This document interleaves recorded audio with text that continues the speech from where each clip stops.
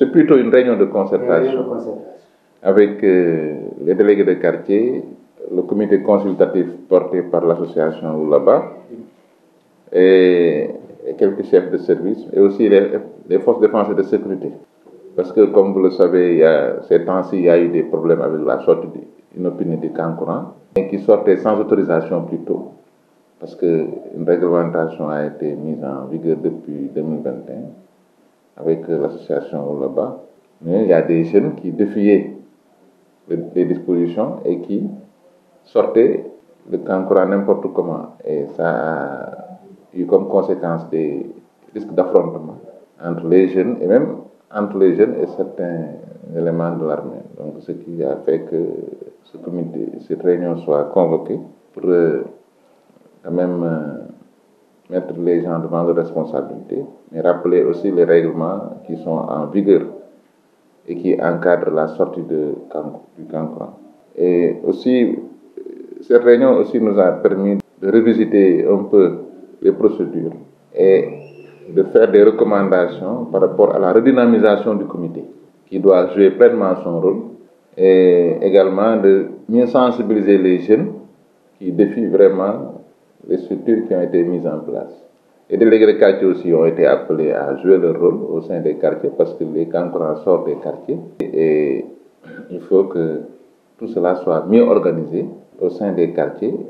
Et si les quartiers sont bien organisés, je crois que le problème sera réglé à moitié. Donc c'est surtout ça l'objet de la réunion. Mais aussi mettre en garde aussi toute personne qui tenterait de défier les autorités et les forces de défense et de sécurité par rapport à la sortie du Kankourang. Ça aussi, il fallait le faire parce qu'il faut que force reste à la loi aussi.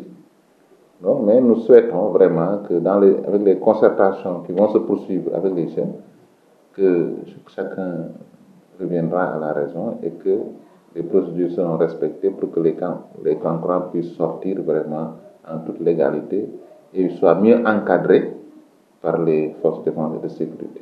Vous avez parlé des résolutions par rapport à la sortie du Kankourang dans la durée. Oui, ça faisait partie du règlement intérieur qui a été adopté en 2021. Il s'agit quand même d'inscrire la sortie du Kankourang dans une durée qui doit s'arrêter au plus tard au 30 septembre, qui doit correspondre à la fin des vacances. Même si une brèche peut être ouverte en fin décembre, parce qu'il y a des LEL qui s'organisent en fin décembre. Mais il faut que la sortie s'arrête au 30 septembre pour être réouvert à partir du 15, entre le 15 et le 31 décembre. C'est ça qui a été retenu, pour permettre vraiment à ceux qui veulent organiser le LEL de le faire. Il faut rappeler, un LEL, ce n'est pas quelqu'un qui fait circonscrire un enfant seul dans une maison et on dit que c'est un LEL et on perturbe tout le quartier. Je crois que ça aussi, ce n'est pas le LEL. Un LEL doit être organisé par tout un quartier. Et ça doit se faire vraiment en relation avec les comités qui ont été mis en place.